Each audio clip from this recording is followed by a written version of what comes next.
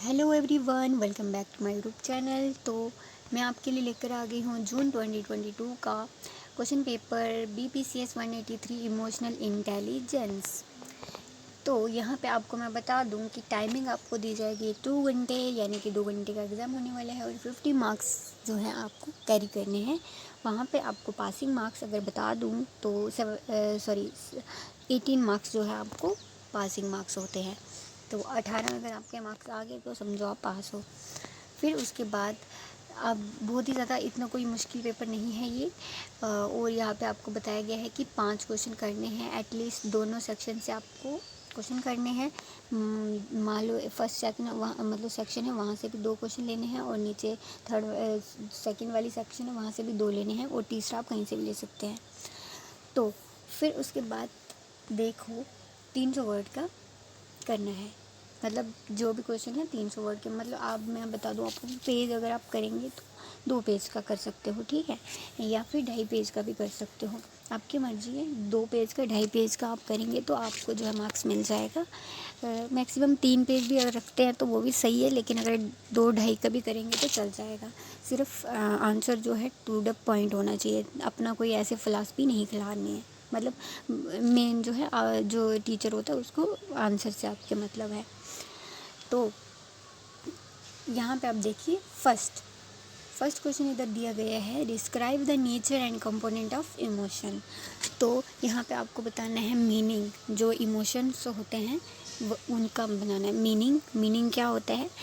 तो और उसके कंपोनेंट बताने हैं, कितने कंपोनेंट हैं।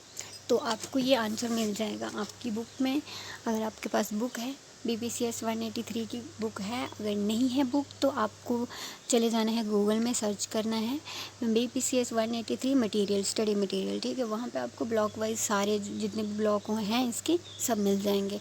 तो वहाँ से आपको जो है आंसर इसका मिल जाएगा, सिर्फ ढूंढना है, आपने पढ़ लेना है, थोड़ा बहुत समझ लेंगे आप तो आपको जो है आराम से जो है आ जाएगा। आपकी इंग्लिश अगर सही है तो आप एक काम करें, आप ये क्वेश्चन टाइप कर दें यूट्यूब पे, वहाँ पे आपको जो है नेचर कंपोनेंट जो भी होगा आपको वहाँ पे बता देगा, मीनिंग भी बता देगा।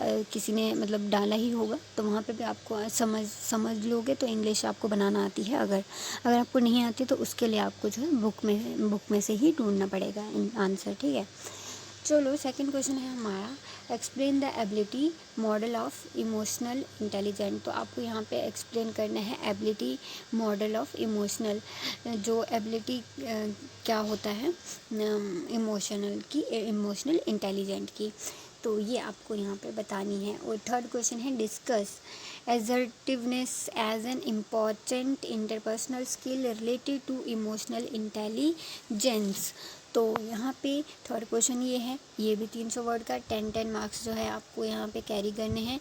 तो आपको अगर मान लो आपको फर्स्ट सेकंड आता है तो फिर फोर्थ वाला आप कर सकते हैं आसान अगर देखें। तो यहाँ पे आपको दिया गया है कि right short note on the following. तो ये 2 पार्ट दिए गए हैं, 5-5 मार्क्स का आपको करना है ये। तो आप 1.5 पेज का कर सकते हो, ठीक है। 3 पेज टोटल करने हैं आपको आंसर के लिए। कंपोनेंट ऑफ इमोशनल इंटेलिजेंट की कंपोनेंट ऑफ इमोशनल इंटेलिजेंट क्या है, जो कि पहला क्वेश्चन आपको यहाँ पे बताया था, उसमें से ही अगर आपको वो आता होगा तो यहाँ पे आप डाल सकते हैं उसको, ठीक है ना। फिर है बी है strategy to develop self control की स्ट्रेटजीज़ क्या क्या हैं अपना सेल्फ कंट्रोल करने के लिए, मतलब खुद पे कंट्रोल करने के लिए, सेल्फ कंट्रोल करने के लिए क्या क्या स्ट्रेटजीज़ अपनानी चाहिए वो आपको बताना है यहाँ पे। और बहुत ज़्यादा कोई डिफ़िकल्ट नहीं है, बस एक बार आप बुक रीड कर लेंगे तो आपको जो है खुद ब खुद समझ में आ जाएगा। फिर सेक्शन 2 की बात करें, और मेन आपको मैं बता दूं कि जो इग्नू में एडमिशन लेता है तो ख़ास करके उनके पास बहुत कम टाइम होता है, तो वो ही जो है यहाँ पे ज़्यादा स्टडी करते हैं, ठीक है। तो करना क्या है कि आपको अगर मान ले बुक आई है, कभी कभी बुक्स नहीं भी आती हैं तो आप गूगल से तो स्टडी मटेरियल मिल ही जाएगा, ई ज्ञान कोश मैं बता रही हूँ आपको।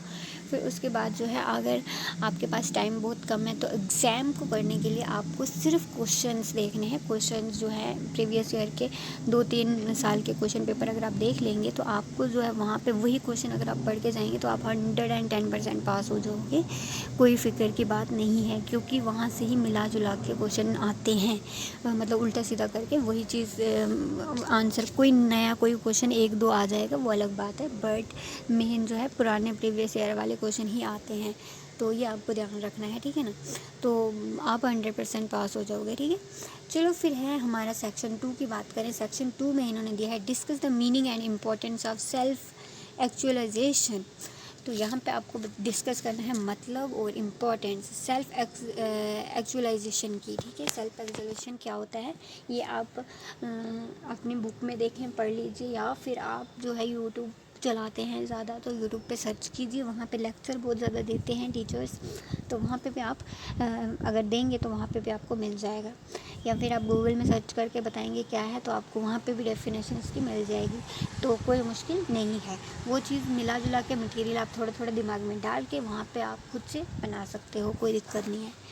फिर है 6th, describe strategy related to interpersonal aspect for developing emotional intelligence. यहाँ पे आपको बताना है स्ट्रेटजी रिलेटेड टू किसके रिलेटेड, interpersonal aspect for developing emotional intelligent. ये भी कुछ मिला जुला के क्वेश्चन थोड़ा बहुत यहाँ पे जो आपको यहाँ पे मिला था strategy to develop self control यहाँ पे बताया था, और यहाँ पे आपको बता दिया कि ये इमोशनल इंटेलिजेंट को सॉरी यहाँ पे इंटरपर्सनल का बताया है, इमोशनल इंटेलिजेंस पे बताया कि कैसे डेवलप कर सकते हैं, क्या क्या स्ट्रेटजी उसकी होती है, तो ये आपने पढ़ लेना है।